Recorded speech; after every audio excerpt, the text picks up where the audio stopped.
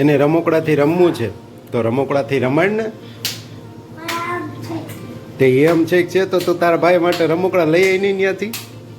હે જા લેતો આવી જા. લાગે નહીં ને એવું રમકડું લઈ જાય હો. સવારમાં ભાઈ ને બેન ને બાળકો રમી રહ્યા છે. આ તું બીવડાવસ કે રમાડસ? વેદુની રમાડવાની સ્ટાઇલ અલગ હોય હો પાછી. હા હા તમે બે રમો છો કે એને રમાડો છો? મને તો એવું લાગે કે ઈ તમને રમાડે છે.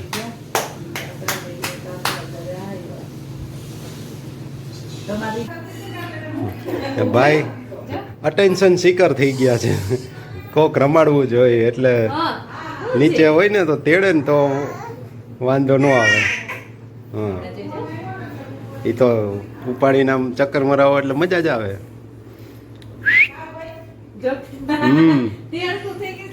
बच्चे का यही होता है नहीं, ऐसे बच्चे का ऐसा होता है तोफान करने का. का जाओ रमो. એનો ઘૂઘરો કા લઈ લીધો એમ કે મારો ઘૂઘરો કા લઈ લીધો એમ જો રમાડે. આ રમાય લે કઈ ફેરે એટલે જો સિરિયસ લઈ લે વાત બધી. અરે વાહ, આને તો આમાં તો મોટાની મજા આવે એવું છે આ ઘૂઘરામાં તો. ડિઝાઇન વાળો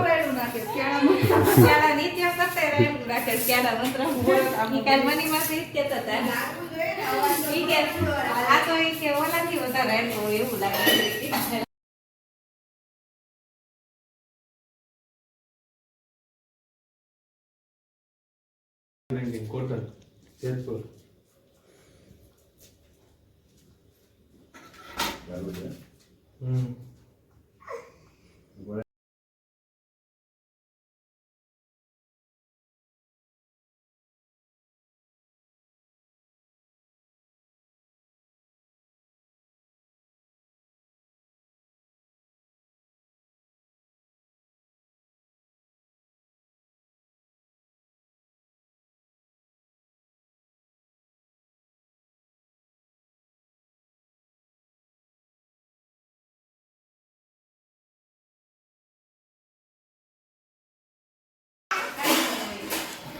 એ તું ખારો થાસ કે મોજમાં છો? ઢાંકી દીધો ને એટલે જો તારો ભાઈ તારા હાટું બનાવે કંઈક. શું વાનગી બનાવી હે શિવું? તે શું બનાવ્યું? ક્રિએટિવ માણસ કંઈક ક્રિએશન કરે છે, કંઈક બનાવ્યા રાખતો હોય. વાહ વેદુબેન, એ વેદુબેન તમે રમાડો તો ખરા. વેદુબેન તમારે સામે જો હવે ખારો થયો, હમણાં ઊંધો થઈ જાય. તપાસવું પડે છોકરાઓને તો.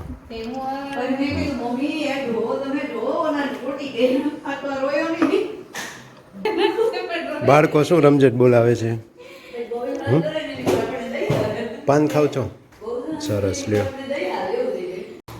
ચાલો બાળકોએ થોડુંક વેરણ છેરણ કરાવ્યું હતું તો એનું પાછું કમ્પ્લીટ કરાવવાનું વાઇન્ડ અપ કરવા માટે થોડુંક કેવું પડે એટલે મંડે કરવા.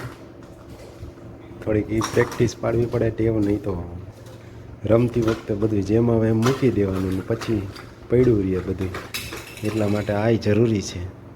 શિવ તો ડાયો હે, કાંઈ ન પાડે ને કાંઈ ન કરે, જોઈ લે બધું પડ્યું હોય. ચાલો બધું મૂકી દઈએ. છરી હા અહીંયા લઈ જોવા દેજો મને. શું તને લાગ્યું હે? કેવું લાગ્યું? આમાં મને ગોતવું પડશે કેવું લાગ્યું છે. પણ હું ત્યાં શું થયું છે? ત્યાં જરીક છે